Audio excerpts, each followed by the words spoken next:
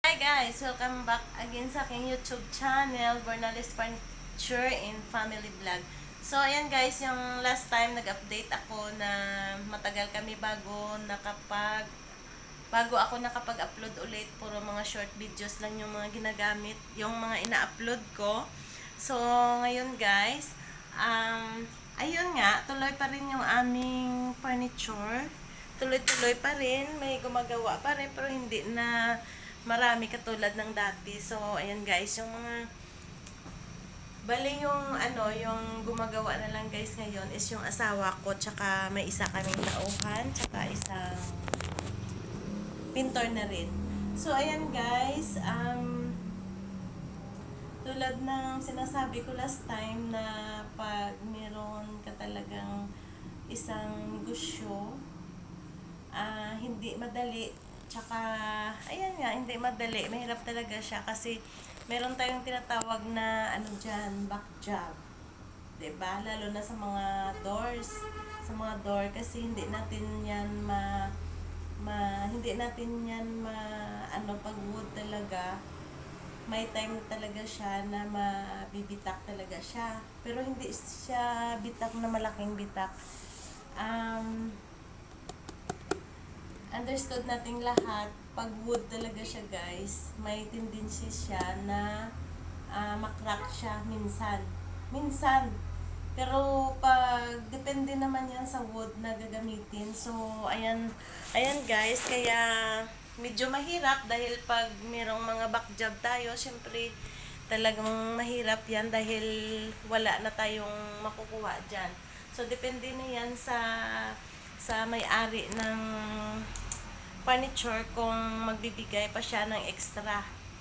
So, ayan guys, yung mga na-encounter namin na mga problem sa negosyo na furniture guys. Kasi hindi man pwede na baliwalain pag may complain.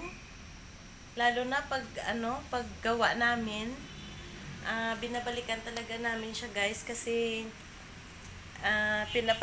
pinapahalintulad din namin sa amin pag kami yung customer. So, ayan guys, yung mga na-encounter namin na mga problem sa negosyo kasi lahat naman na business ngayon, hindi ba lahat naman, hindi naman parang kumikita ka lang ng kita na walang problem na pumapasok. So, ayan guys, yung sa amin, yung na-encounter ko talaga yung mga back job dyan. Lalo na yung, ayan nga, sabi ko yung sa mga door na katulad nito. So, ayan guys, pag ganito yung mga bitak niya, oh. So, ayan, katulad nito. Hindi yan maiiwasan dahil wood talaga siya. Minsan, pag umiinit, mainit, yung mainit yung panahon, yung mga door natin or mga ganito, yung door natin, hindi talaga yan maiwasan na hindi siya mabibitak. Tapos, pag tag-ulan na naman, yung mga door na katulad nito, na sumisikip siya guys, sumisikip siya. Yung ganyan. Yan. Sumisikip siya sa mga iba. Depende naman yan sa wood na gagamitin kung hindi siya dry na dry. Pero kadalasan talaga pag nandito sa atin na mga wood, ang talaga siya, mabibitak talaga siya. So, yan yung mga na-encounter namin ng mga problem, lalo na sa mga door. Pero pag nasa ibang mga item naman, bihira-bihira lang. Tsaka yung meron pa guys, yung yung sa mga salaset natin, yung sa mga salaset natin ng mga foam. Katulad nito guys, oh. Ayan.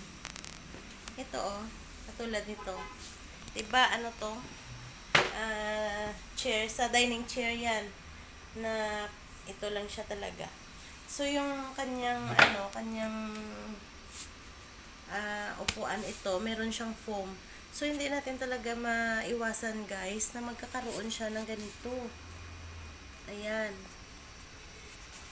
So, ayan, yung mga na-encounter namin ng mga problem sa pag nasa foam na naman. So, dapat